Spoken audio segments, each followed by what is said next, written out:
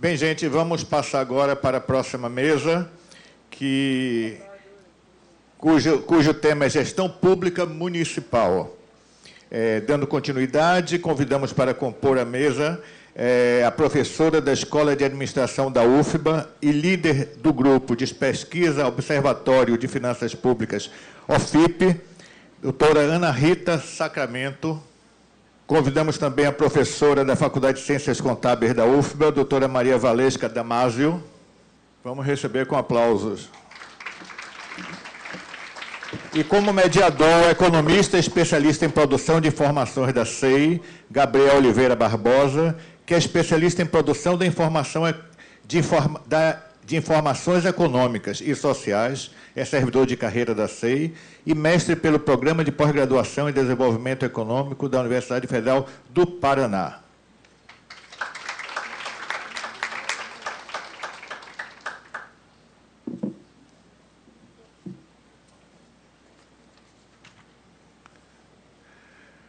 Com a palavra, o mediador.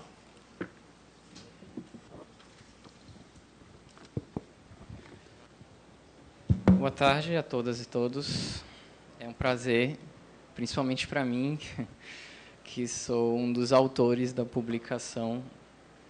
E é um prazer também estar aqui entre essas duas especialistas. A gente vai iniciar a mesa de gestão pública municipal. Vou falar um pouco sobre quem são. Ana Rita Sacramento é professora adjunta na Escola de Administração da Universidade Federal da Bahia. Ela é auditora fiscal aposentada da Cefaz, Bahia, vice-coordenadora do Colegiado de Graduação Tecnológica em Gestão Pública e Social. É líder do Grupo de Pesquisa Observatório de Finanças Públicas, OFIP, e doutora em Administração pela UFBA. Maria Valesca Damasio Carvalho, professora adjunta da Faculdade de Ciências Contábeis da UFBA, a FCC UFBA. Foi instrutora da Escola de Administração Fazendária, ESAF, da Escola Nacional de Administração Pública, ENAP, e na UFBA. Atua na graduação e na pós-graduações na UNEB e na UFBA. Ela é doutora em administração pela UFBA e pós-doutora em inovação, programa Profinit do IFBA. Então, a gente pode começar por Ana Rita. Pediria a equipe técnica.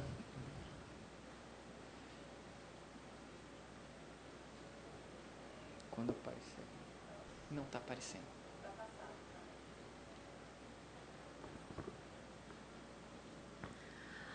Boa tarde a todos.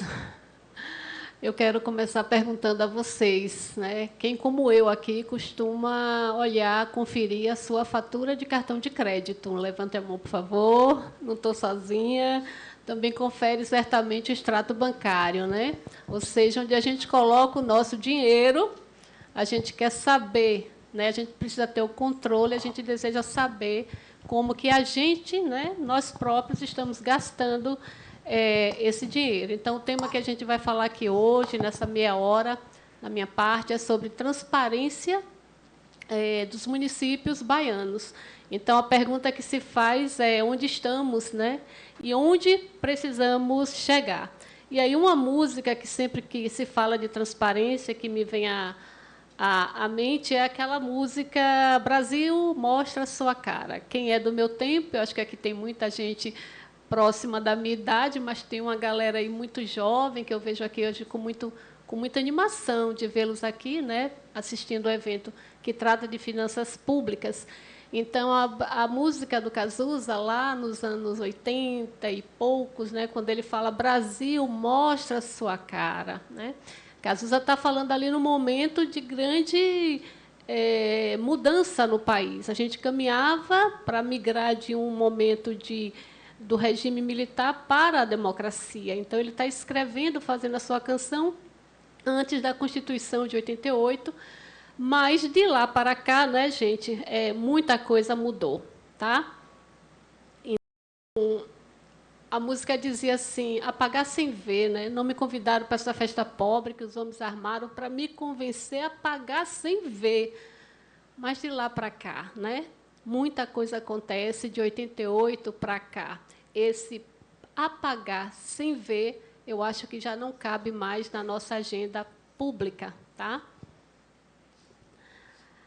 Então, esse tema, né, de transparência, que chega hoje nesse seminário baiano de transparência, de finanças públicas, ele não se dá por acaso. É porque transparência é, sim, um tema central de todas, pode-se dizer, de qualquer organização, né, independente do porte, é grande, é pequena, é pública, é privada, é governamental ou não governamental. Transparência, né, interessa a toda uma sociedade e ela não é monopólio de nenhuma área do conhecimento. Então, a gente discute transparência em gestão pública, a gente discute transparência em contabilidade, nas finanças, seja qual for a área, né, na saúde, né, a gente está discutindo esse tema transparência. Mas, sempre que a gente fala de transparência, a gente associa ela a um tema central, um tema de grande valor, que é o tema da democracia. Então, transparência e democracia, eles andam, né, lado a lado. E o que é democracia? Se a gente fosse buscar tantos conceitos que temos de democracia na literatura, a gente ficaria aqui um seminário inteiro só discutindo o que é democracia, quais são os seus atributos, o que a faz perfeita ou imperfeita, se é relativa, se é completa. Que democracia é essa? Né? Mas eu busco aqui Bobbio, que ele vai dizer uma frase pequena, mas contundente, né? Democracia é o poder visível, é o exercício do poder visível. Então, na democracia, não dá para ter máscaras. Na democracia, o governo deve mostrar a sua cara. Tá bom? Então, na democracia, quem seria, então, os detentores do poder, na verdade, né? A quem é que dá o direito? Quem é o titular do poder político? São os cidadãos, somos nós. Mas, por uma questão de funcionamento do sistema, delega-se esse poder para um agente. E esse agente são os nossos burocratas, são os nossos políticos, são os nossos representantes.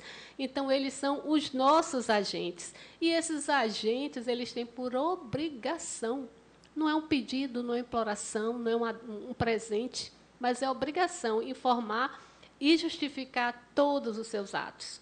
E nós, como cidadãos, temos o direito e o dever também de monitorá-los, opinar e avaliar esses atos.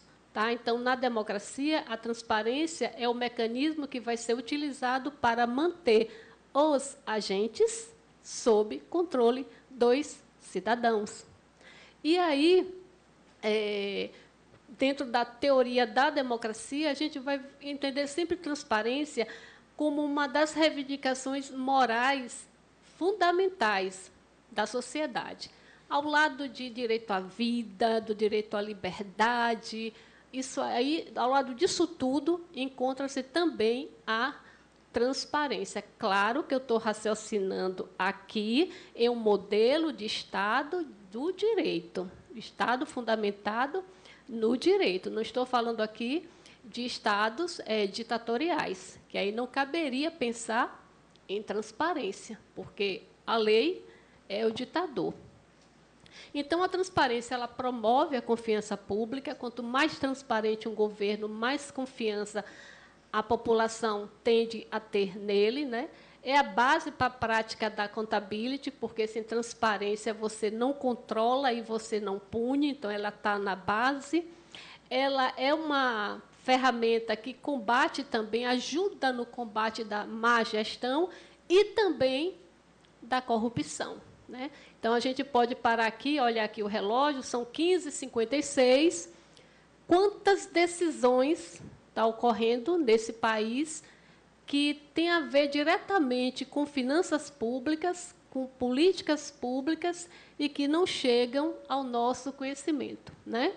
Quantas decisões de aplicar verba nesse ou naquele projeto, nessa ou naquela política, estão se passando sem, ao menos, ser do nosso conhecimento. Então, será que já somos um país transparente? Será que o Brasil já mostra a sua cara? Será que os municípios baianos, né, que é o nosso foco empírico, nosso objeto de observação, os municípios baianos já mostram a sua cara.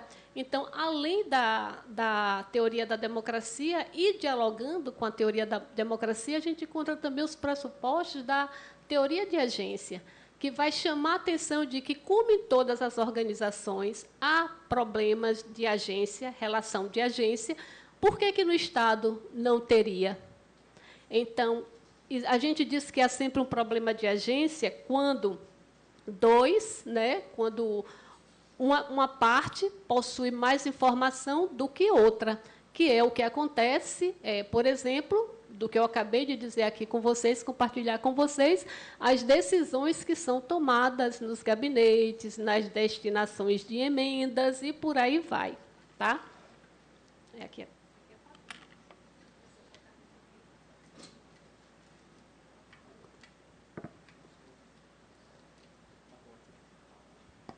Apagou a tela. Mas aí vocês acompanham só pela palavra, tá? Já que mas seria bom, porque vai ter mapa, vai ter tabela, então vai ser melhor que mostre. Está saindo aí? Ah, então ótimo. Tá bom, então tá resolvido. Bom, gente, e essa transparência também na literatura, a gente vai pensar nela em termos de tipologia. E aí a gente vai encontrar, basicamente, 2 tipos que nos interessa falar um pouco na tarde de hoje. A transparência do tipo ativa e a transparência do tipo passiva. A transparência do tipo ativa seria aquela que o Estado, o ente público, ele entrega para o cidadão por iniciativa dele, iniciativa própria, ou seja, pode ser decorrente de uma lei, por exemplo, a Lei de Acesso à Informação, que obriga os gestores a publicar determinadas informações. Isso, e ele entrega essa informação, isso é uma transparência ativa. Além de ser decorrente de uma imposição, ela pode ser também voluntária. Ou seja, a lei não me impede que eu informe isso, mas eu acho que, como gestor, eu devo informar. Então, é um avanço, né? Então, a transparência ativa não se limita apenas em informações legalmente exigidas por lei. Tá? Esse é um aspecto da transparência que a gente deve guardar. O outro é a transparência passiva, ou seja, toda vez que a população me demanda uma informação, qual é a minha disposição para responder? Então, é o prazo, é a qualidade da informação, a rapidez, então, aqueles aspectos que precisam estar também presentes no ente público, no servidor público, no administrador público. Então, pensando nesses 2 aspectos de transparência ativa e transparência passiva, a gente pode tentar recuperar, não sei se está exibindo aí para vocês, a tela é uma linha do tempo, não está? Sobre... Não sei o que está passando agora. Tá?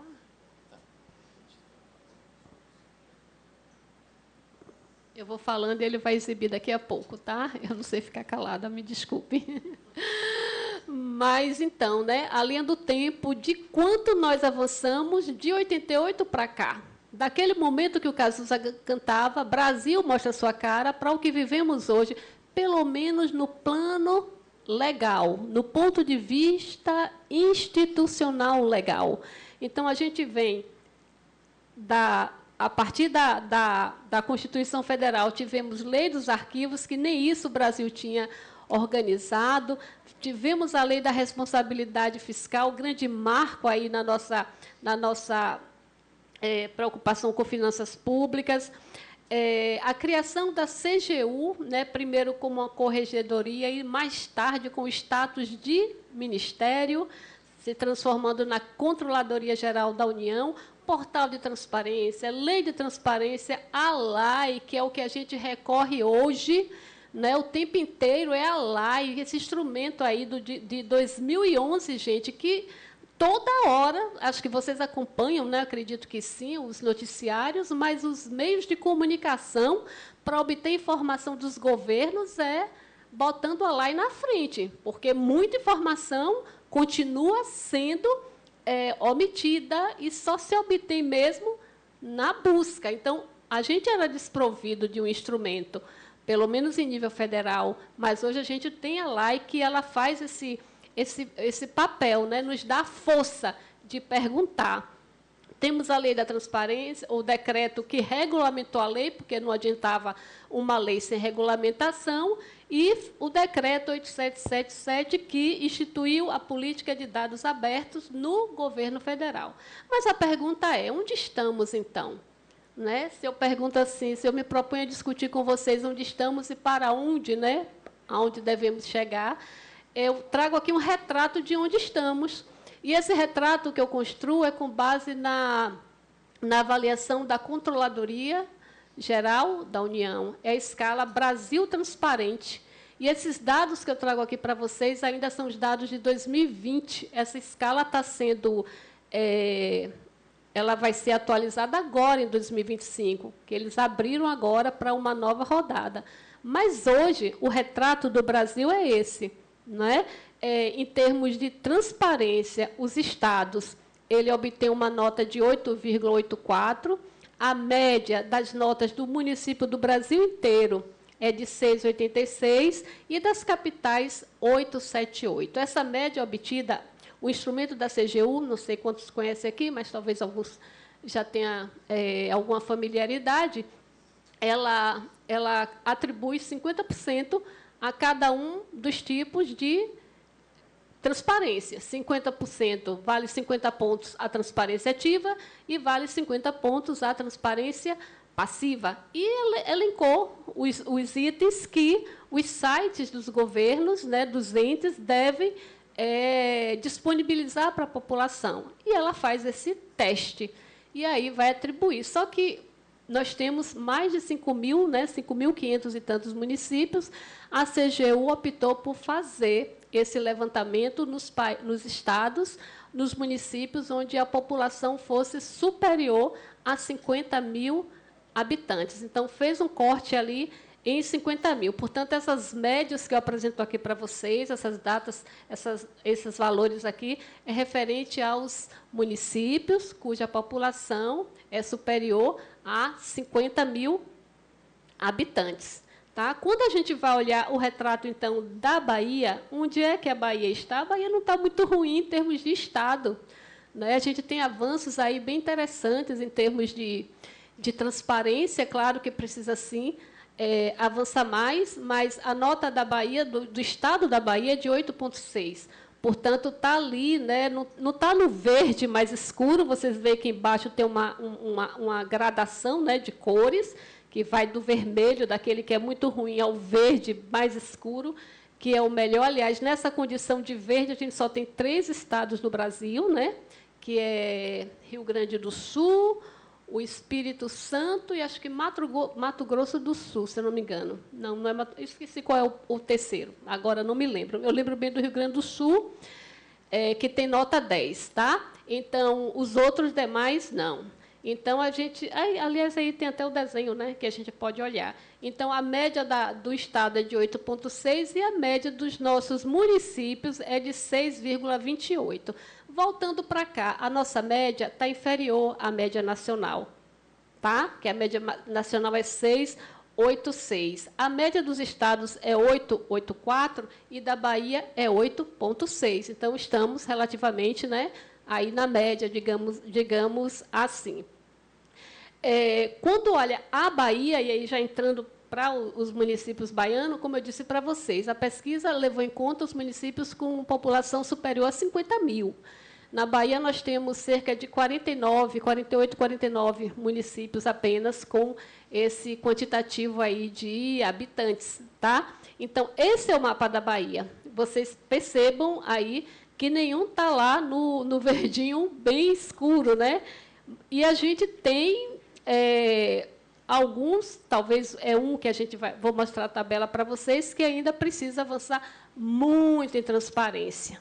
Tá? Então, esse aí hoje é o espectro, né? A representação do retrato da Bahia, levando em conta 2020. Claro que de lá para cá houve a eleição naquele ano, mudou a gestão, agora está mudando. Então, portanto, uma grande oportunidade para quem está assumindo os governos fazer a sua autoavaliação e melhorar esse quesito da transparência.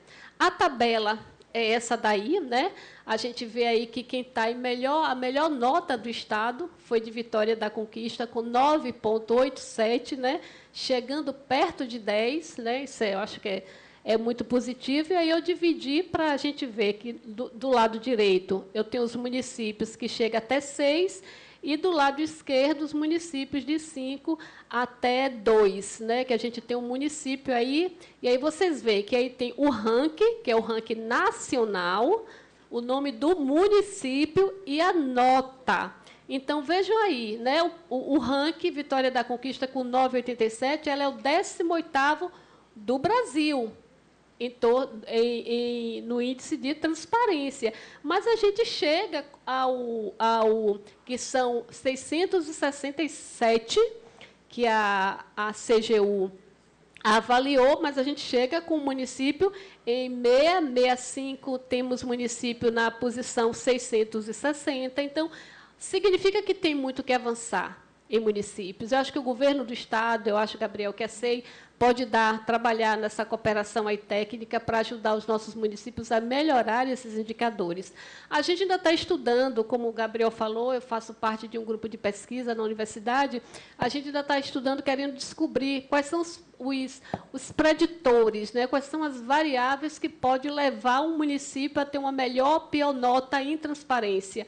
E aí a gente ainda não chegou à conclusão, eu estudo que ainda está em andamento, mas só pela tabela aí, né, sem trazer aqui a regressão, vocês já podem verificar que não é uma coisa muito fácil, porque se você for olhar a população, você vai ver municípios com população pequena aí que está com índice bom de uma nota boa, no ranking bom, por exemplo, aí eu vejo logo aqui, olhando assim bem rápido, eu vejo aqui um pequenininho, que é Araci, né? Ipirá, eu estou vendo ali com uma nota relativamente boa, nota boa, inclusive. E vocês verão outros pequenos com nota ruim, que está lá do outro lado da tabela. Quando você vai olhar também que tem municípios com a população grande, né? Como Salvador, né, como a própria Vitória da Conquista, com nota alta, mas você vai ver Feira de Santana, que não está com uma nota muito boa. A gente localiza aqui, Feira de Santana, meu Deus, cadê? Já localizaram? 377, né? 6,2. Então, não é população. Aí você vai olhar o PIB, aí também o PIB não explica. Você vai olhar o território de identidade, também o território de identidade não está explicando, porque você vê, como eu citei agora, Araci com 8,75, mas você vai encontrar lá do outro lado, já com também do território aí do Cisal, municípios com a Serrinha ali, com 4,6. O que é que isso explica, então? Aí a gente vai, né, investigar para tentar entender o que é isso. O que a gente não pode esquecer nessa discussão toda é que isso é uma responsabilidade de todos.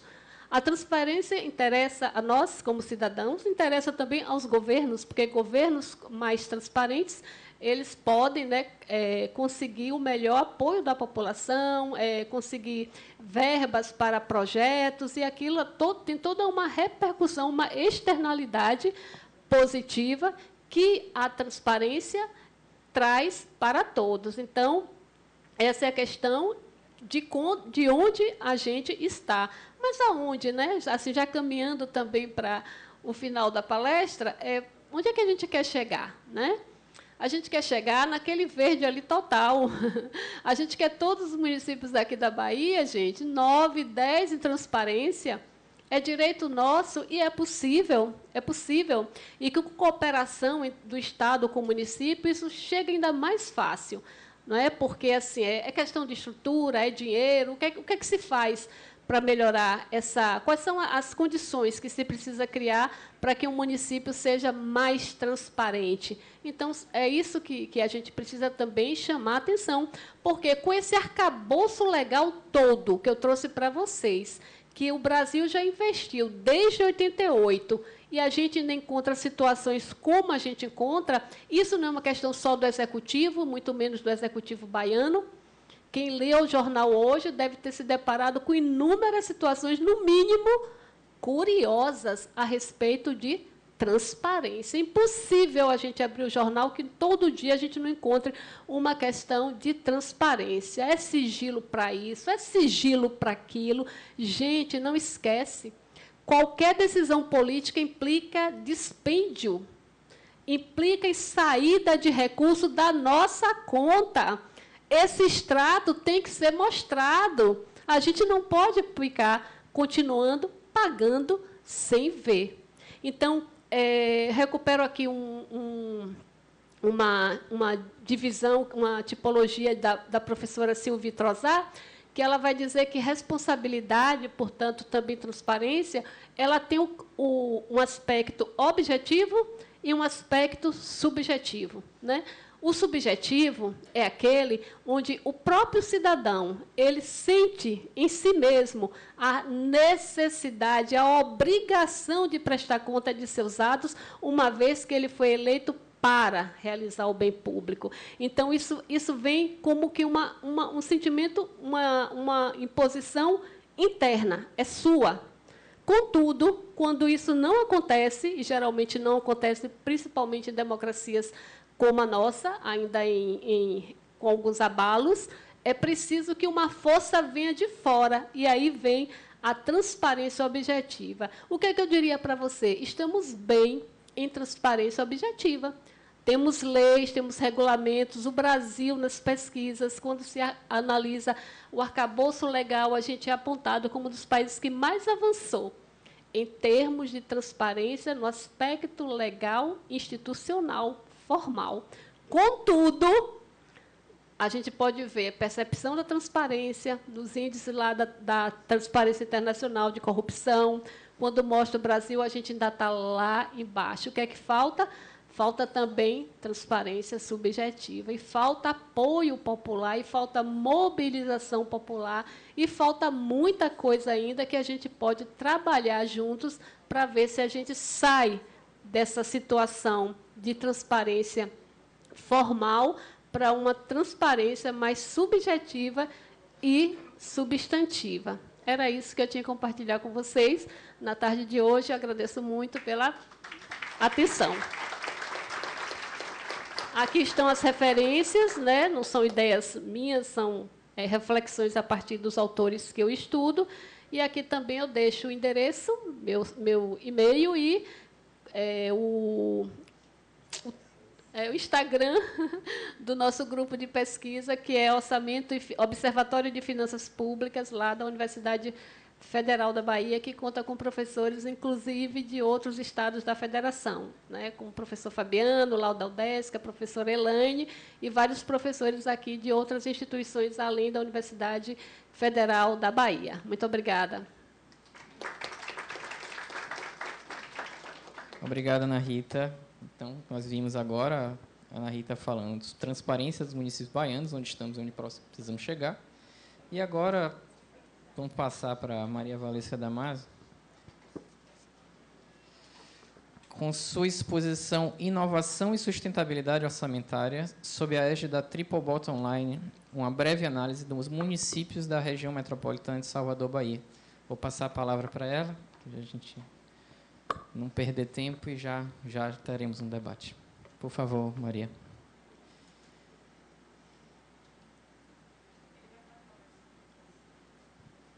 Só um minutinho para...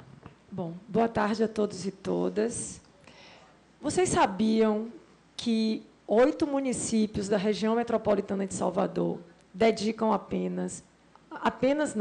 menos do que 0,9% do seu orçamento para a dimensão ambiental? E que o município que mais dedica recursos públicos para a dimensão ambiental, Madre de Deus, aplica apenas 10,42%. Parece que temos um problema, né? E é sobre isso que vamos conversar hoje. Inovação e sustentabilidade orçamentária sobre a égide do Triple Bottom Line.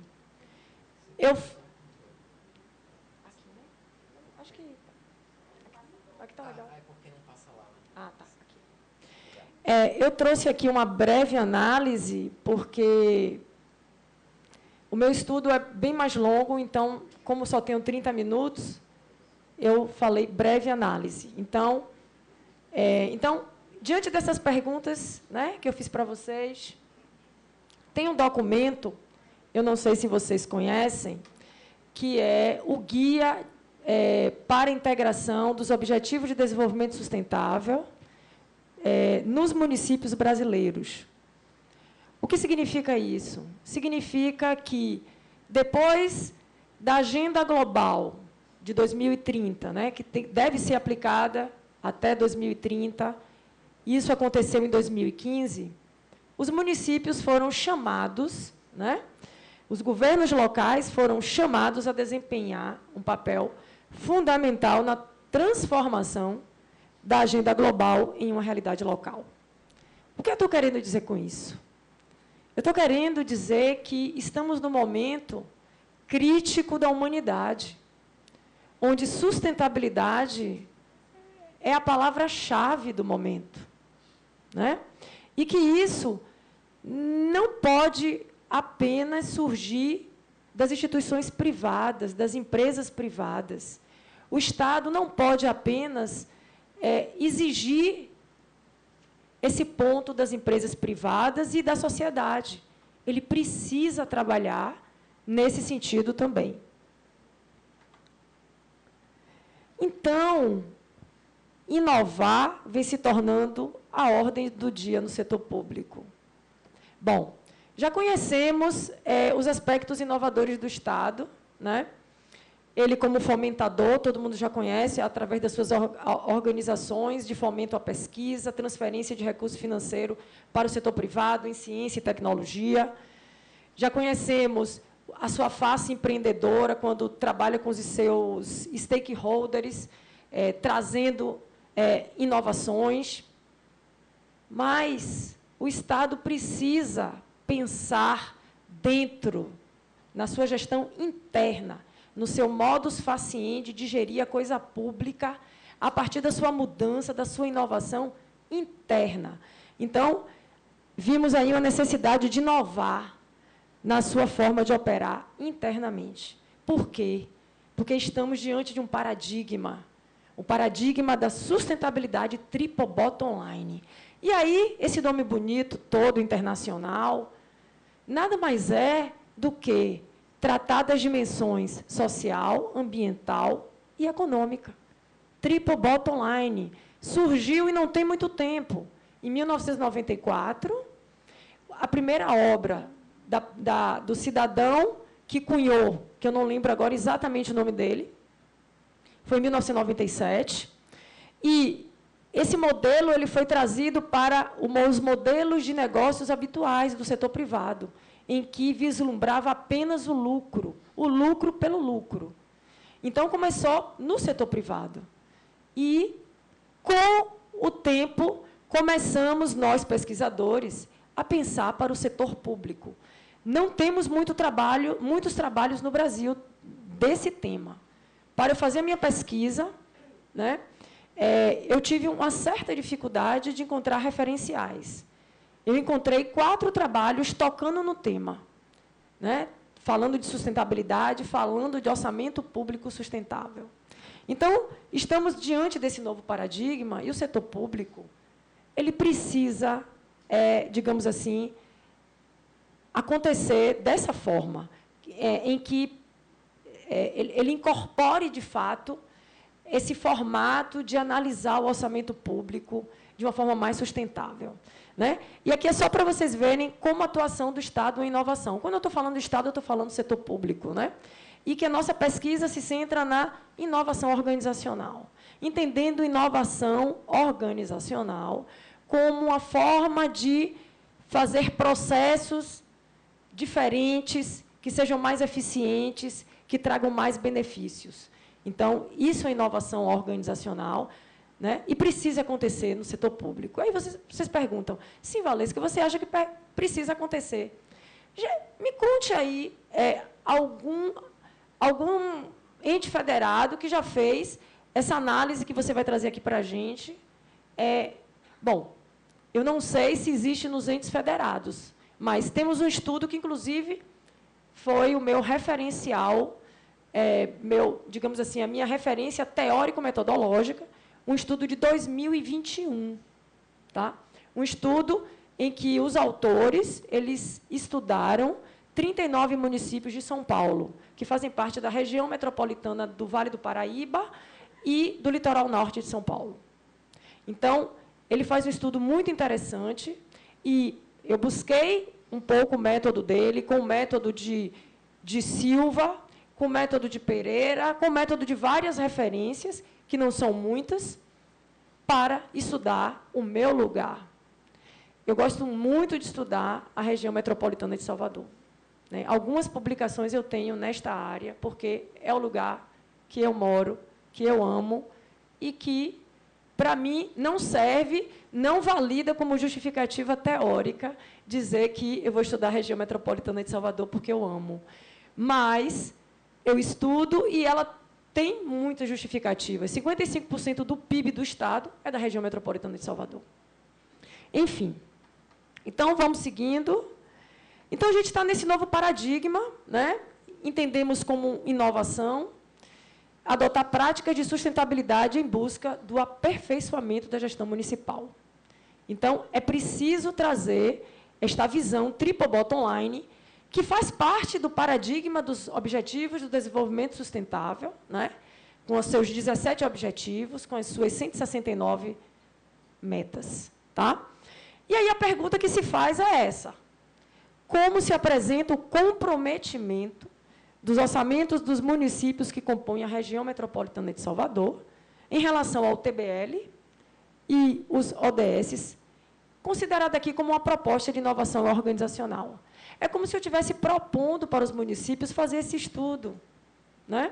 E que esse estudo ele já foi indicado lá pelo Guia de Integração dos Objetivos de Desenvolvimento Sustentável para os municípios brasileiros. Ou seja, esse guia é uma cartilha orientadora para que os gestores públicos adequem as suas propostas, os seus planejamentos governamentais, desde o PPA, passando pela LDO e até na LOA, para que cheguem próximo a esse paradigma de sustentabilidade. Afinal de contas, nós, seres humanos, não somos a parte do meio ambiente, do contexto. Nós estamos dentro. Isso é uma questão de humanidade. E isso também tem que partir do Estado. Né? Vislumbrar essas 3 dimensões dentro do orçamento público. Você já tem municípios, eu vou trazer aqui para vocês, tem municípios que não gastam nada na dimensão ambiental. E gastam 85% na dimensão social. Aí você diz assim, Valesca, mas está ótimo. Na dimensão social está tudo bem. É preciso ter um equilíbrio maior. E o meio ambiente? Nós estamos aí sofrendo com tantos danos ambientais que isso reverbera na humanidade. Né? Então, o estudo foi feito nos 13 municípios da região metropolitana de Salvador. E aí o que eu tenho para trazer para vocês é uma proposta de análise para um orçamento público sustentável. Né? Então, essa inovação que eu entendo como inovação organizacional, a minha pesquisa é mais ou menos isso, é trazer o modelo de sustentabilidade orçamentária e adequar aos conceitos de inovação, que foi exatamente o meu curso de pós-doc, que eu fiz de 2023.2 a 2024.1, ou seja, é a linguagem de faculdade, gente. Ou seja, segundo semestre de 2023 e primeiro semestre de 2024. Né? E eu fiz o estudo dos municípios de Salvador, da região metropolitana de Salvador. E aí, como eu falei para vocês, trago algumas referências. Essa referência aqui, de Cavalcante e Cunha, é da parte de inovação. Eles dizem o seguinte, que há um consenso de que os processos de inovação no setor público têm se intensificado e ganhado papel estratégico e propulsor da modernização da administração pública. Então, estamos falando aqui de uma inovação. É muito novo você chegar para um gestor público e dizer, olha, vamos pensar, vamos planejar o orçamento do município de uma forma do triple bottom line. Ele vai dizer, oi, né? Então, é preciso analisar a aplicação desses recursos, né? Segundo o TBL e os ODSs. Pereira, eu diria para vocês que essa foi a publicação mais antiga sobre o tema orçamento sustentável. Foi de 2008. Ele diz que as mudanças poderão ser significativas se partirmos de um novo paradigma e elaboração da programação orçamentária para além do orçamento-programa. E ele traz a ideia da possibilidade de orçamento sustentável, né? E aí, como foi que selecionamos a pesquisa? Bom, funções de governo. Nós sabemos que temos 28 funções de governo, que nós chamamos de classificação funcional da despesa pública. E tem lá essa classificação na Portaria 42, de 1999.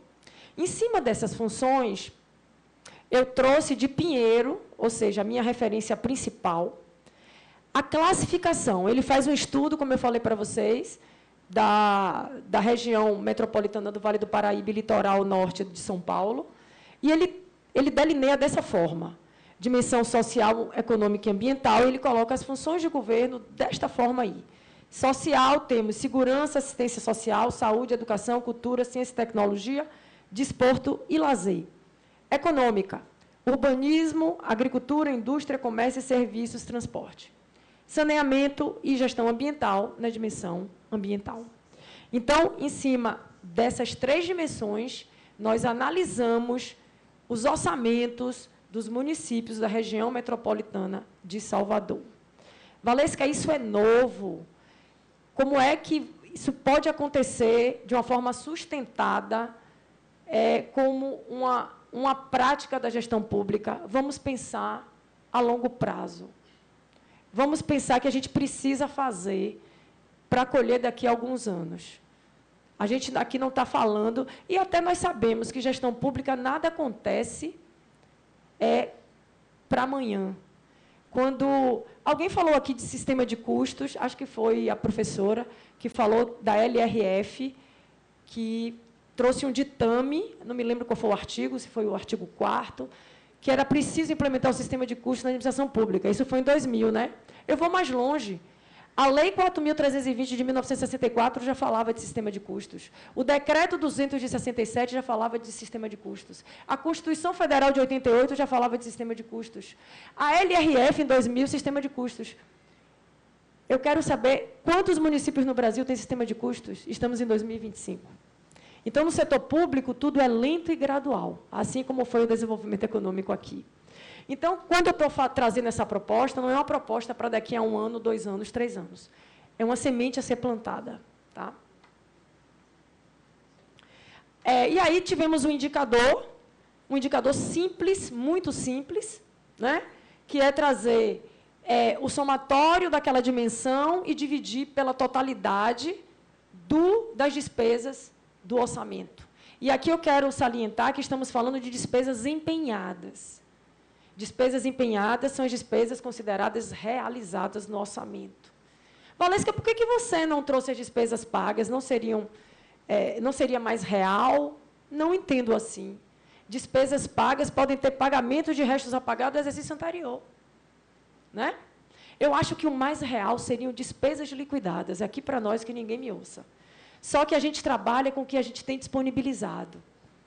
E o que eu tive de disponível do Tribunal de Contas foram despesas empenhadas.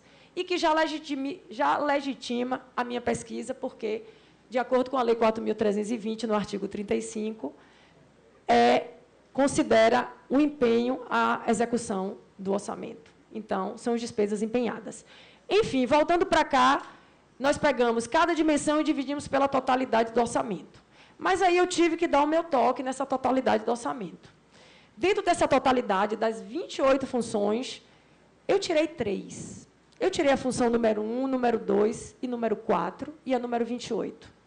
que em nada se aproximam ou pode ter uma linha tênue com as dimensões que estamos estudando aqui.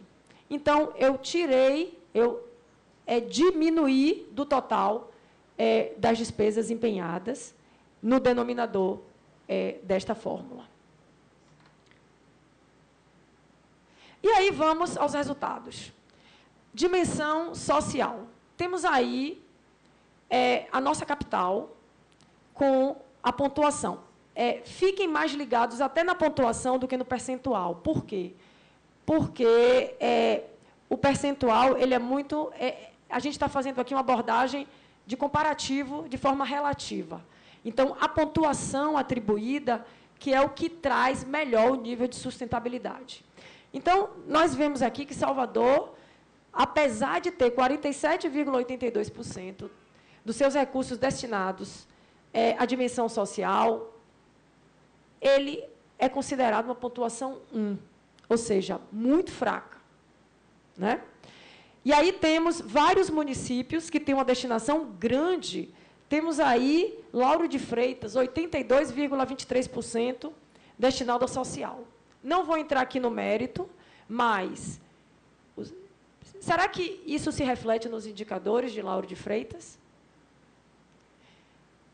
Meu segundo trabalho é justamente fazendo uma correlação desses resultados com vários indicadores, que daqui a pouco eu falo sobre isso.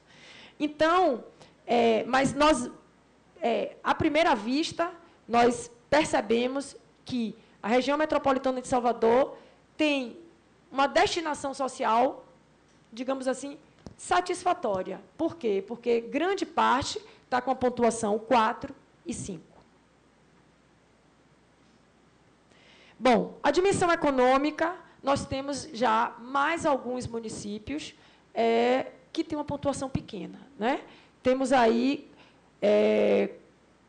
4 municípios que têm a pontuação 1, mais 4 municípios com pontuação 2. Ou seja, destina pouco para a dimensão econômica, aquela dimensão que movimenta mercado, né? Tem uma destinação relativamente pequena, tá? E aí já nos coloca de frente com Salvador, que está com a pontuação 4, apesar de destinar apenas 27,40%, mas é uma pontuação boa dentro da escala de sustentabilidade. E ambiental?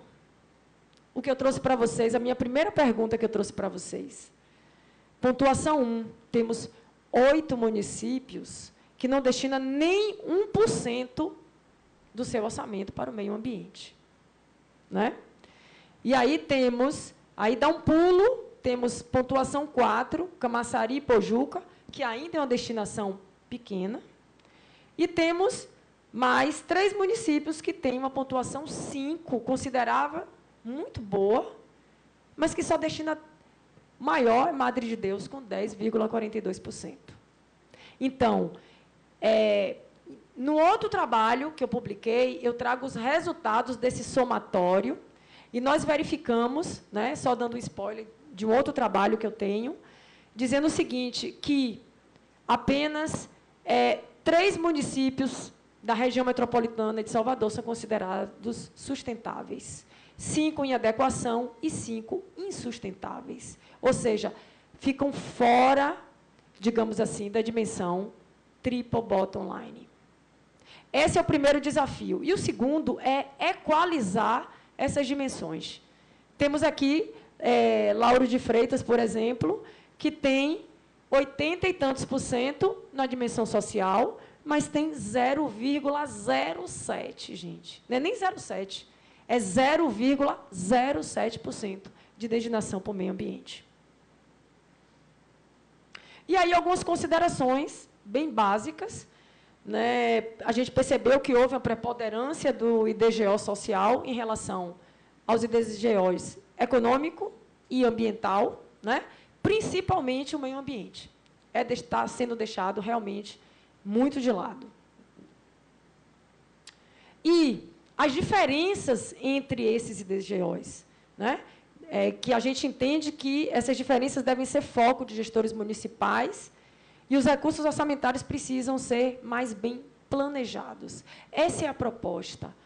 É na hora de pensar PPA, pensar nessa equalização melhor em relação às dimensões do triple bottom line, porque essas dimensões é como se fosse um caminho para os objetivos do desenvolvimento sustentável. Ora, não é da agora que pensamos em meio ambiente. Temos lá o encontro de Estocolmo em 1972, né? Tivemos lá a ECO 92, tivemos a Agenda 21 em 1996, estamos agora na Agenda Global de 2030 em 2015. Está sendo uma luta, e essa luta precisa ser comprada pelo Estado também. Bom, esse é o trabalho que eu trago detalhes sobre essa exposição rapidíssima que eu estou trazendo para vocês, tá bom? O nome do trabalho é Inovação e Orçamento Público Sustentável sobre a Triple Bottom Line e dos Objetivos de Desenvolvimento Sustentável. Está aí nessa revista, tá? Revista de Gestão Social e Ambiental. Ele foi publicado agora, em 2024. Eu fiz em parceria com o meu supervisor do pós-doc e de uma professora que me ajudou na estatística descritiva, porque, para chegar a esses percentuais aí, tivemos que fazer intervalos, logs, uma estatística descritiva simples, mas eu precisei de auxílio, e aí temos 3 nomes no trabalho. Quem quiser saber um pouco mais do que eu estou falando aqui. E é isso, gente. Então, o que a gente está falando aqui é de sustentabilidade, é de desenvolvimento sustentável. E aí eu trago essas 2 frases de Beto Guedes, Sal da Terra, que ele fala que vamos precisar de todo mundo, 1 mais 1 é sempre mais que 2. E ele é preciso. Essa música foi nos anos 80, é uma música atemporal e que, nesse momento, ela é mais do que oportuna, quando ele fala recriar o paraíso agora para merecer quem vem depois. Então, ele está falando de desenvolvimento sustentável, está falando de futuras gerações. Então, é isso que o Estado também precisa comprar essa ideia. É isso aí. Muito obrigada, gente.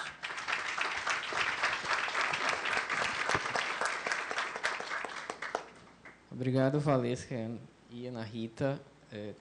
Pensamos essa mesa porque finanças públicas, o intuitivo seria orçamento, seria a reforma que está tão em voga, mas como não falar de finanças públicas sem falar de organizações, de gestão? E eu acho que essas 2 palestras foram bastante provocadoras, e eu vou fazer algumas provocações adicionais para a gente seguir para o debate. Apesar de minha formação em economia, quando eu estava ouvindo aqui as palestras, eu lembrei de uma professora de Direito, né, que é Elida Graziani, que ela fala tudo é uma questão de prioridade alocativa. E como pensar prioridades alocativas sem pensar em transparência? Porque você não pode fazer uma prioridade alocativa sem controle democrático, sem controle social, né? No sentido não do controle social do Estado contra a sociedade, mas da sociedade para o Estado, né? E também a palestra de Valesca, como ela provocou sobre novos paradigmas de gestão, novos objetivos. Então, creio que foi bastante rico. Queria fazer puxar um pouco a sardinha um pouco para a SEI, assim, até como um apelo de crescimento da SEI, continuidade de crescimento, do quanto é importante um órgão de inteligência como a SEI, consigamos, nós aqui, colegas, alguns estão aqui, bastante, de ser um subsidiário de políticas públicas com nossos dados. E uma última provocação, que a Ana Rita tocou, mas que eu não consigo pensar em transparência sem lembrar de um assunto atual, que são as emendas parlamentares.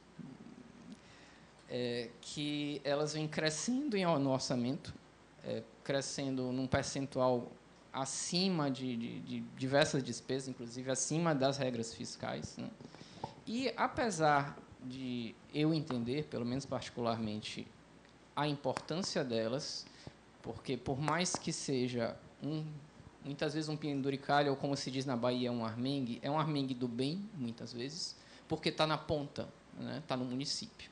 Por outro lado, principalmente essas novas modalidades de emenda, elas acabam com a transparência, né? Então, é uma distorção muito grande, né? Essa é a provocação que eu faço com a Rita. E eu abro também para uma rodada de perguntas. Falando sobre emendas, né? É um assunto também que a gente estuda muito lá no OFIP. Aliás, as emendas do chamado RP9, né? A gente acompanhou muito toda aquela questão do RP9, publicamos muito a respeito disso, tem vários artigos, inclusive, no blog lá, Gestão de Cidadania, que era hospedado no jornal Estadão, né? Então, a gente vem acompanhando isso e tanto verificando mesmo como essa emenda, como a gente chega à situação que a gente chegou, né? Então, tem um livro que eu até te recomendo, o Gabriel do Paim, em que ele fez esse estudo e vai mostrando como o parlamento ele vai, vou usar uma expressão aqui bem popular, tá? Comendo pelas beiradas, entendeu? Então, eles têm toda uma estratégia para chegar a ter uma emenda constitucional. Então, primeiro se vai na LDO, vai pelas leis ordinárias, coloca lá na lei do orçamento, quando cria a atmosfera, toma aqui uma emenda constitucional e cria-se o que a gente está aqui agora falando sobre as emendas impositivas individuais, principalmente, né? E, dentro dessas emendas individuais, as emendas hoje conhecidas como PIX orçamentário, que é um absurdo, que desde quando se olhava muito para o RP9, a gente no OFIP já falava, olha as emendas do PIX orçamentário, a gente tem que estar atento a isso, né? E, assim, o governo federal ele dá muito exemplo. Então, foi uma inovação lá de 2021, mas que hoje, né, quem viu a Folha de São Paulo, quem leu hoje, já está por dentro disso, 20 estados da federação já adotam o mesmo esquema das emendas parlamentares, também naquele mesmo formato que é o governo federal. Então, a questão que fala, que a gente diz assim, tem todo um argumento que a emenda PIX ela desburocratiza o processo, mas, para isso, tem que sacrificar a transparência. Gente, não é questão de volume, se for mais ou menos, não é pouco ou muito, é que tudo tem que ser transparente. Na hora que você cria essa emenda, que coloca, que tira, na verdade, o que aconteceu com a emenda, né? Ela vindo direto para o ente, os organismos de contas federais, como o CGU, o Tribunal de Contas, eles não podem fiscalizar aquele recurso.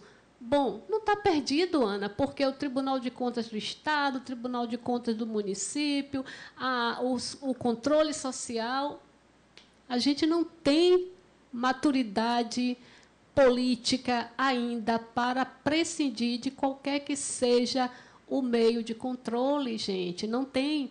E isso é tão sério que a gente está vendo aí a luta hoje no STF para se criar instrumentos de transparência.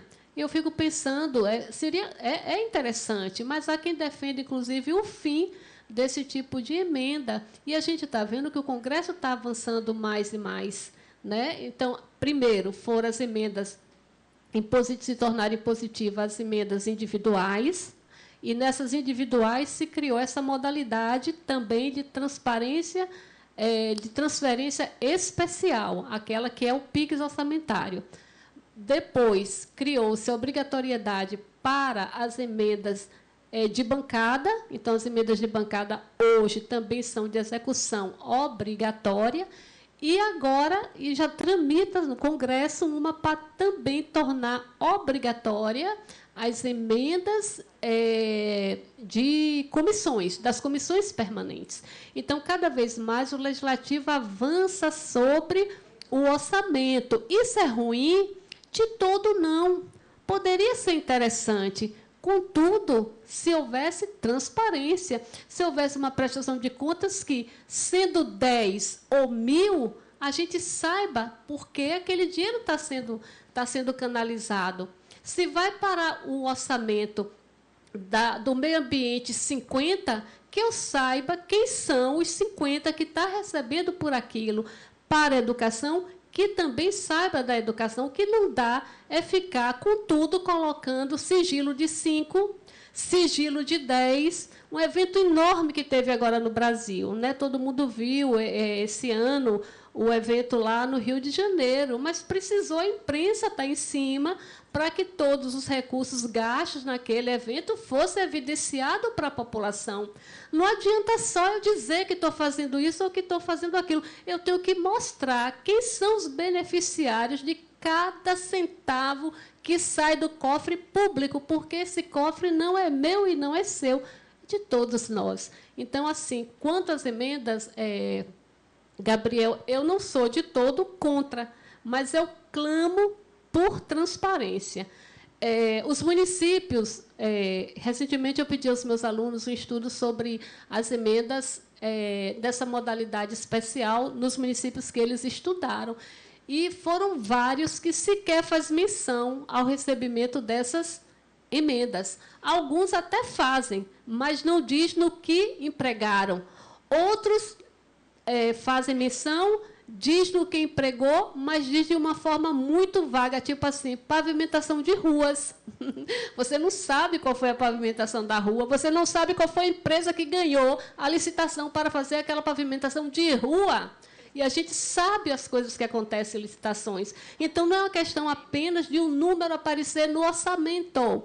Esse número tem que aparecer no orçamento, mas tem que aparecer para mim e para você, porque eu pago para ter o serviço público e eu preciso ter o serviço público da maneira como eu paguei para ter. Entenderam? É o meu pensamento, é um pensamento um pouco particular, mas eu não jogo a criança fora com a água do banho. Né? Tem gente que diz, não, isso aí não dá certo, as emendas não dá, tem que voltar tudo para o Executivo. Sim, eu estou isenta, a gente está livre de má conduta. Eu não vou falar de corrupção só, gente. Falar de má gestão mesmo, descontrole, falta de zelo com a coisa pública, mal feito, bota nome bonitinhos disso aí tudo. Mas você não está livre se isso fica apenas nos gabinetes, não. A transparência ela tem que realmente se constituir nesse país como um valor. Ou a gente tem isso como um valor da democracia, ou não vai adiantar. Tudo vai ser teatro, tudo vai ser muito discurso, muito bonito nas horas das campanhas. No entanto, quando você senta na carteira, bye transparência, tá? É uma pena. Concordo, até acrescento muitas. A emenda pode ser um instrumento importante até para o Pacto Federativo, mas mais, né? Vamos abrir para as perguntas, a Valesca, a Ana Rita, Francisco Lopreato, mais alguém aqui na frente? Fátima, aquele lá da ponta. Vamos fechar um bloco de 3? Quem foi primeiro? Vamos na ordem, Francisco, Fátima. Posso falar um bocadinho? Está funcionando aqui? Francisco, Fátima aí. Daniel primeiro. Tem mais um? Tá ok. Vamos fazer um bloco com 4, então. Tá. Por favor, Francisco. Olha, eu queria fazer um comentário em cima do que desculpe seu nome, professora. Concordo gênero, número e grau com o que você disse. Tá? Eu acho que a transparência devia ser o ponto de partida, não é o beabá, né? No sentido de que teria que ser cumprido obrigatoriamente, todo recurso público tem que mostrar a cara para onde foi, como foi, quem ganhou. O que eu queria colocar é a questão que a gente falou antes de planejamento. Então, eu acho que a questão das emendas tem que tomar muito cuidado. Que não é só a questão da transparência. Também a questão da transparência é fundamental, volto a dizer, porque não estou indo contra o que você diz.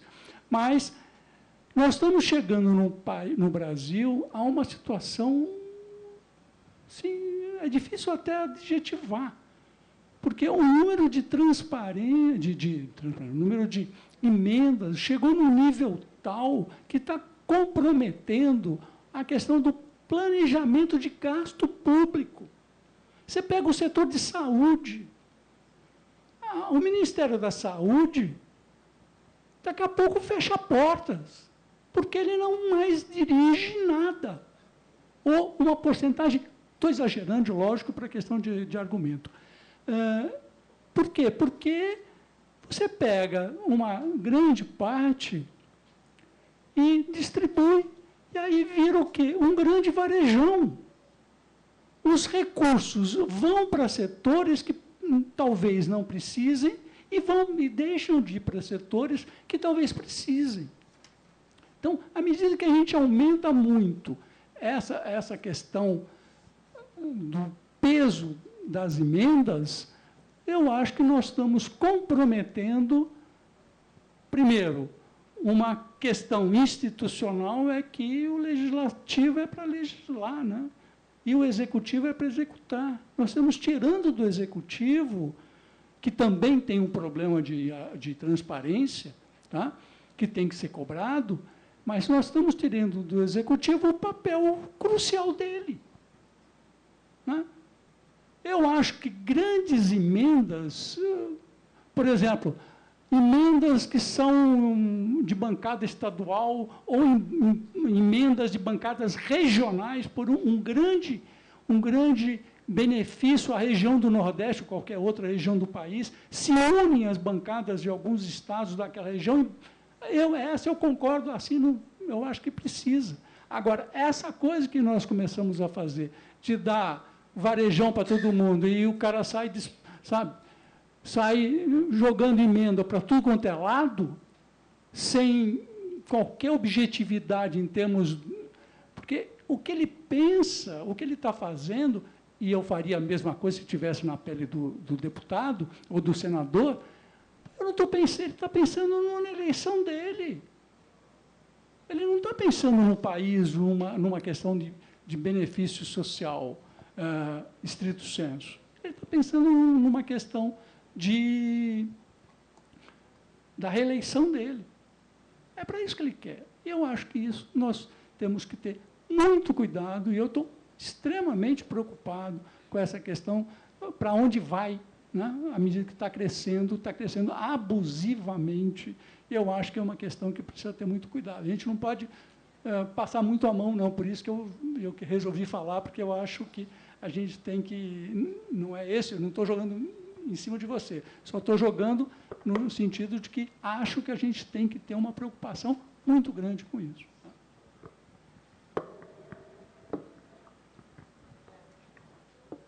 Boa tarde. Assim, na região metropolitana, nós temos 13 municípios. Temos o polo petroquímico, que polui, temos Candeias, temos o CIA, e temos Lauro de Freitas também, onde os rios estão poluídos. A gente não pode falar de gestão pública sem falar de meio ambiente, ou falar de meio ambiente sem falar de gestão pública, porque meio ambiente é saúde, educação, infraestrutura, é água potável. Nós vamos ter a Conferência Mundial em novembro, em Belém do Pará.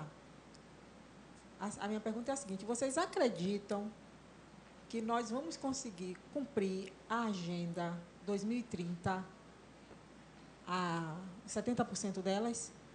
Porque nós estamos em 2025, para 2030 faltam um pouco menos de 5 anos. E nós estamos vivendo essa crise. Na reforma tributária, eu não vi, ela é gradativa, vai levar 52 anos até chegar a 100%, e eu não vi nada destinada ao meio ambiente. Olhe, desses recursos que o governo vai passar, desses recursos que os estados terão, serão X para o meio ambiente, sustentabilidade e nova matriz energética. Dentro desse cenário, vocês acreditam que nós vamos conseguir chegar pelo menos a 70% da Agenda 2030? Bom, tem um indicador chamado IDCS, que é o Índice de Desenvolvimento de Cidades Sustentáveis. Ele foi pensado agora, depois de 2015, né, com a Agenda Global, né? E dentro desse indicador tem, eu vou chamar ele de índice, dentro desse índice tem 100 indicadores dentro dele.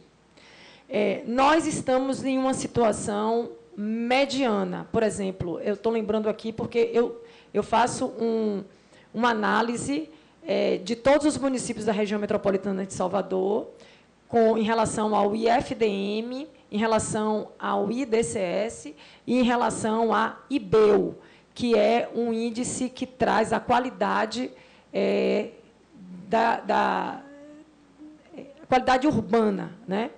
E eu, rapidamente me lembrando desse último trabalho, algumas cidades da região metropolitana de Salvador, de acordo com este índice, né, que mede justamente, tanto que esse índice está dentro do site que fala da agenda global, né? Então, esse índice, tem algumas cidades que estão em adequação, um nível médio.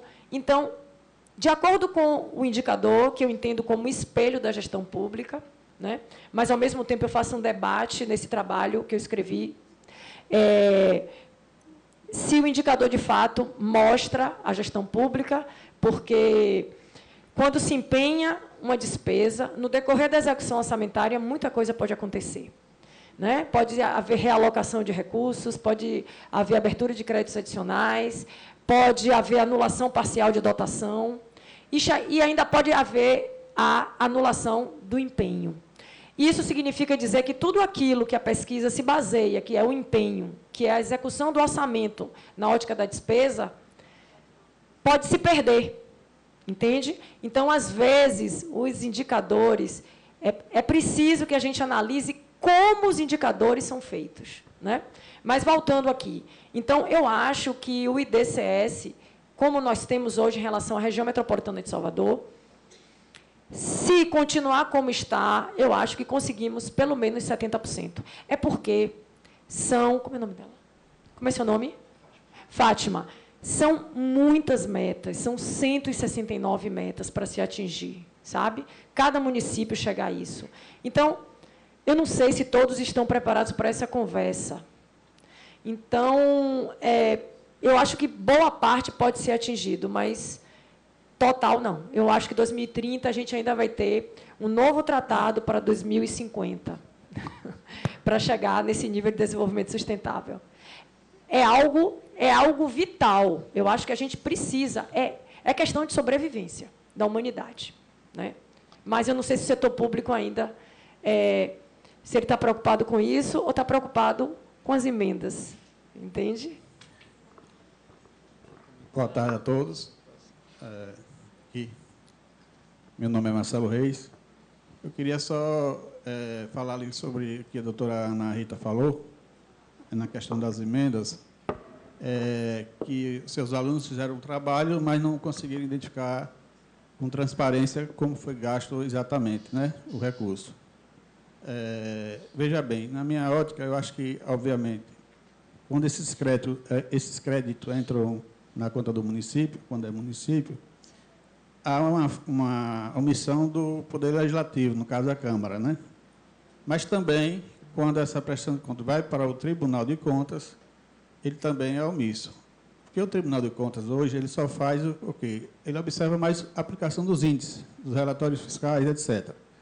E não vai na aplicação exatamente do recurso, seja ele qual for. Mas, obviamente, eu sei que essas emendas PIX, de certa forma, não está certo, porque quem tem que executar é o Executivo, quem tem que legislar é o Legislativo e fiscalizar, não ele mesmo querer se apropriar de parte da emenda para executá-las. Enfim, o que eu quero dizer é o seguinte, que também não é difícil identificar.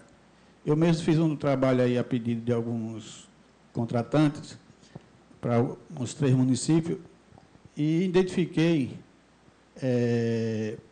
pela conta onde eu recebi o crédito. Obviamente, é um trabalho bem minucioso e requer um certo conhecimento. Mas você tem um site do governo, que eu não lembro se é Transfere ou Transgov, uma coisa assim. Transferegov, né? E tem lá o plano de trabalho, que o cara simula, infelizmente faz uma simulação, para onde ele vai gastar aquele recurso. Pronto, você vê aquele recurso ali, quem indicou, no caso o parlamentar, e você tem que ter habilidade, ou seja, o conhecimento, ir no site do tribunal, no TCM, e consultar pela conta onde recebeu esse crédito. Daí que você vai, tipo uma investigação. Aí só quem é da área que vai saber. Mas eu quero dizer o seguinte, a senhora acha que o Tribunal de Contas não deveria focar mais nessa investigação, nessa apreciação desses gastos oriundos desses recursos das emendas PIX? Porque me parece que ele está sendo omisso. Obrigado. A ideia é essa, né, de que os controladores locais e o controle social, porque é outra dimensão do controle, a gente não pode esquecer, né, o institucional e o social, eles atuem. O que eu acho muito ruim é ter, nessa jogada aí, ter tirado órgãos como o Tribunal de Contas da União. Agora, essa questão do legislativo destinar emendas, é bom que a gente entenda, a emenda também faz parte do jogo democrático. As constituições brasileiras, dos períodos de ditadura, é que proibiam o legislativo a emendar orçamento. Se a gente for fazer um estudo no livro do Paim, que eu te recomendo, ele traz isso, né? As constituições de períodos ditatoriais ou vedavam a participação do legislativo ou eram silentes. E, com as constituições democráticas, a gente recupera esse poder a partir da Constituição de 88. O problema é quando isso avança, né? Que a gente está percebendo assim, um avanço talvez além da conta. Tá? Existe um percentual, era 1,2% da receita corrente líquida que se destinava para as emendas, agora é 2%. Então, isso vai aumentando. Tá? Então, acho que tem uma questão aí que a gente precisa estudar, como eu digo sempre, não se joga a criança fora com a água do banho. O que está errado, o que é que se conserta? E a gente precisa consertar. Porque tem municípios, gente, que somente o deputado daquela região é que sabe da necessidade daquela escola, que sabe daquela necessidade daquela praça, e que talvez seja o caminho por aí, pelas emendas. Por que não? Tá? Mas o que está acontecendo com a emenda PIX é que ninguém sabe sequer para onde esse dinheiro vai, nem como ele está sendo gasto. Em uma grande parte de municípios, outros não, já avançaram, né? Justiça seja feita. E quanto à presença do Tribunal de Contas, eu lembro que, o ano passado, eles lançaram até um portal de transparência para algum estudo aí sobre transparência para que os municípios dessem transparência às despesas com as festas juninas. Não sei se vocês viram, né? E eu achei muito bacana, né? A gente sabe agora, né, a questão de festa, quanto dinheiro a gente gasta. Não vou dizer que é desvio, estou dizendo que a gente gasta. Né? Então, aí, quando alguém fala assim, decidir, né, para onde o dinheiro vai, isso é importante. E vários municípios responderam e ganharam lá o selo de transparência fiscal do TCM, né? Mas vários não responderam. Eu lembro que um dos meus alunos, ano passado, eles descobriram que uma determinada emenda de um deputado federal foi para um município aqui da Bahia, eu não recordo o nome, é por isso que eu não compartilho agora com vocês, e essa emenda foi destinada para o São João, para a festa junina. Né? Eu fico pensando, mas é para isso? E quanto a que o senhor fala, professor, a respeito de educação, de saúde, isso aí são constitucionais. A Constituição própria já blinda. Por que o nosso orçamento é considerado um orçamento engessado? Porque a margem discricionária do Poder Executivo é muito pequena, porque os percentuais de educação, de saúde, estão garantidos. E, ai da gente se não tivessem garantidos, porque eu não sei se não iam tirar mais ainda da educação ou mais ainda da saúde. Mas saúde, né, é questão também de meio ambiente, né? Então, a coisa tem que se pensar integrada. A gente tem que pensar no país, a gente tem que pensar no orçamento, e aí eu vou recorrer a Guerreiro Ramos, sociólogo baiano de Santo Amaro, que foi ministro, né, de governo, que saiu do Brasil na época da ditadura, morreu nos Estados Unidos e a gente só conhece ele depois, ele vai dizer que tem que se pensar no todo, porque senão a gente deixa. Né? Então, o ambiente, como o Valesca traz muito bem pertinente, eu não posso pensar em gestão pública hoje sem pensar em ambiente, porque, como Fátima lembrou, isso tem a ver com saúde. Isso tem a ver com saúde. Né? E educação. Né? Por que o ambiente ainda é tão deixado de lado? Será que é porque também a educação, embora tenha recursos garantidos, gente, tem, viu? Tem, sim, dinheiro para a educação, mas a gente não sai desses patamares ridículos. Hoje foi divulgado o estudo dos estudos, o resultado aí da pesquisa que o governo fez, que até tentou segurar um pouco, né, para verificar meio com cuidado aqueles dados de tão ruins que estamos no ensino básico. Isso vai mudar quando? Isso vai mudar quando? Como é que aquele menino, ou aquele senhor, ou aquela senhora, ou aquela moça vai reivindicar meio ambiente se ela não tem nem educação básica? Nem educação básica. E a gente está piorando cada vez mais em educação. É isso que eu fico muito preocupada. Tá. Eu queria só dar colocar minha posição sobre o que vocês estavam discutindo. Primeiro, sobre o Tribunal de Contas. Eu acho que o Tribunal de Contas ele é um herói, porque tem muitas atribuições e não consegue dar conta de tudo. Né? Vocês já pensaram o Tribunal de Contas dos municípios fazer avaliação de 417 municípios. Então, ele tem que fazer por amostragem. Então, se ele se deter a buscar novas análises, eu acho que não sei se o Tribunal de Contas conseguiria fazer bem feito essa análise aí dos direcionamentos dessas emendas. Né? E o outro ponto que, na hora que a Ana estava falando, agora eu esqueci. Foi na hora. Foi na hora, foi. Agora não lembrei. Licença. Ainda temos a pergunta de Daniel, e eu acho que a gente pode fechar. Ainda tem mais uma? Porque estamos... Primeiro, deixa Daniel que...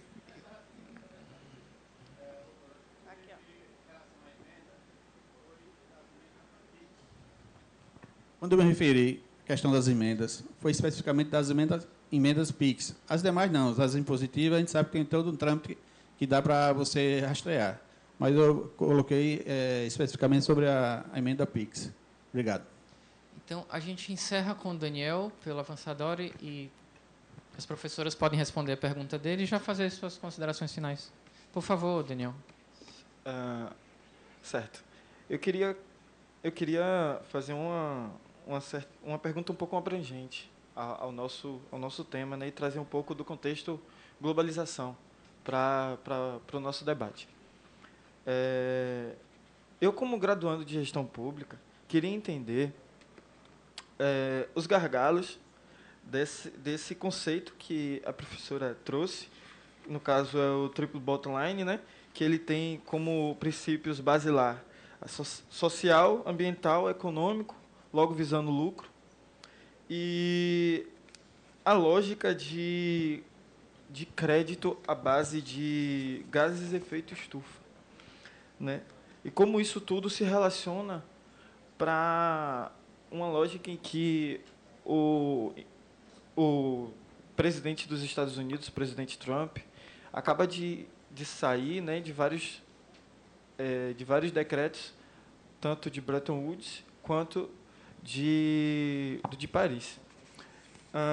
Como a gente consegue atuar de forma eficaz nessa lógica de meio ambiente, mas não postergando isso para uma lógica daqui a 5, 10, 15, 20, 30 anos, mas para hoje, para os dias atuais? Porque a gente não tem noção do calor que a gente vai sentir amanhã, mas a gente consegue sentir o calor que está fazendo hoje. Então, tendo noção também que esse sistema de crédito que o governo oferta para certas empresas, que é fato que elas destroem o meio ambiente, essa possibilidade de risco, as fraudes e os abusos, isso é algo, tipo assim,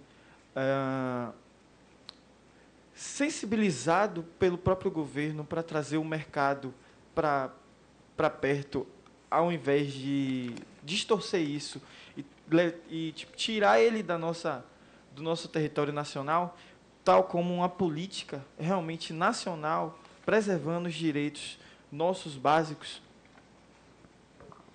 Bom, eu acho que sua pergunta foram 10 em uma, né?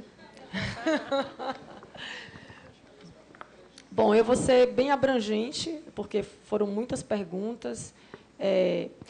O que eu entendi foi se esse triple bottom line, né, que pensamos aqui que o Estado, quando eu falo Estado, eu estou falando do setor público, né, se ele, de fato, está indo na direção certa, se o Estado não está se contradizendo, ou seja, nós queremos implementar algo que o Estado, por si só, já está contra, né?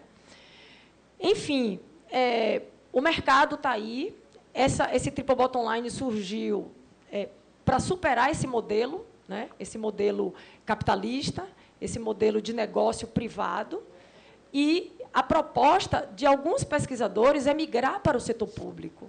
Então, isso vai ser uma luta muito grande. E não existe nenhum tipo de mudança, sobretudo no setor público, de uma forma automática. Jamais.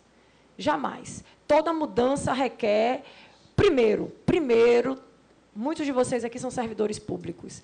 O que há de mais problemático dentro do setor público chama-se cultura do setor público. Então, quando você chega com inovações dentro do setor público, quando você chega com uma cultura de indicadores, indicador é para o setor privado, para quê? Enfim, então existe toda uma resistência à mudança para a eficiência. Não é à toa que o gerencialismo não deu certo no Brasil. Né? Brescia Pereira quis, porque quis, inclusive, eu já ouvi dizer que ele se contradisse, que ele se enganou, quando ele chegou lá em 1996 e disse que o setor público ele tinha que ser eficiente, que ele tinha que ser eficaz, que ele tinha que ser enxuto e que o cidadão tinha que ser consumidor. Hoje ele já tem uma outra proposta. Hoje ele diz que o que ele disse lá atrás, esqueçam. Então, assim, tudo que se tenta colocar do setor privado para o setor público é uma saga e nem sempre dá certo. Então, essa proposta do triple bottom line, eu acho que deve ser encarada com seriedade. Isso surge na academia, né, com algumas pesquisas. Isso é possível. Agora, é preciso ter outra coisa importante no setor público: vontade política. Se não acontecer, se não tiver vontade política e predisposição à mudança da cultura organizacional dentro do setor público, nada acontece. Não adianta ter recurso, como a Ana falou aqui na educação. Temos muitos recursos, mas gastamos mal. Não tem mudança de cultura. Entende? Então, se não mudar a cultura, se não mudar a vontade política para fazer acontecer, não acontece. Pode ter rios de dinheiro, que esse dinheiro vai ser jogado, trazer desperdício. E uma outra coisa que a Ana traz muito sobre a questão da transparência é que a gente não pode confundir transparência com publicidade. Publicidade é bem diferente. Transparência requer uma palavra chamada compreensibilidade, o que significa dizer que o que você tem que ler, você tem que compreender. Então, não basta publicar, é preciso publicar de uma forma que as pessoas compreendam, entendam, senão a transparência não aconteceu, não atingiu o seu objetivo.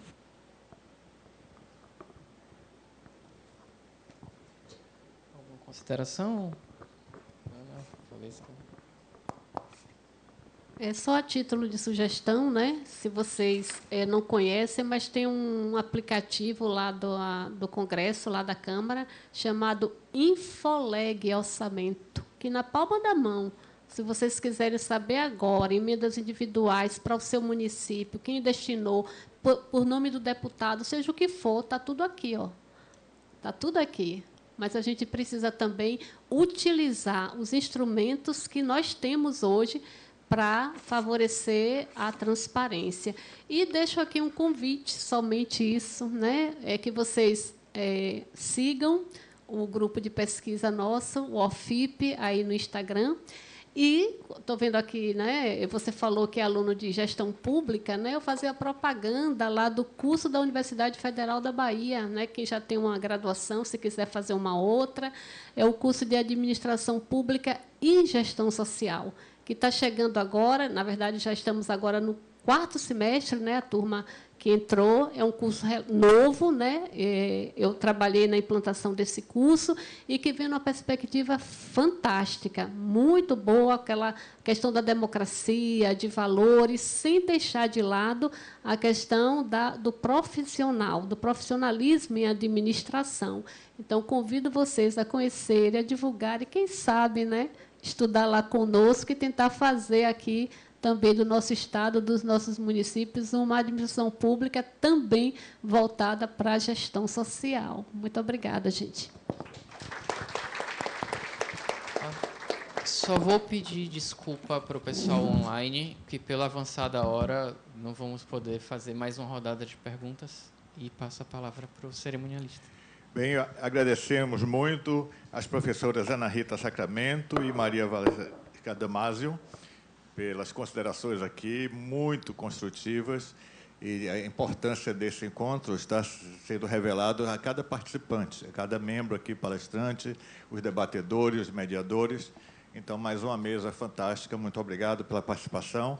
E eu peço ao Gabriel Oliveira Barbosa que distribua, que entregue um exemplar de cada revista. Muito obrigado, receba os nossos aplausos.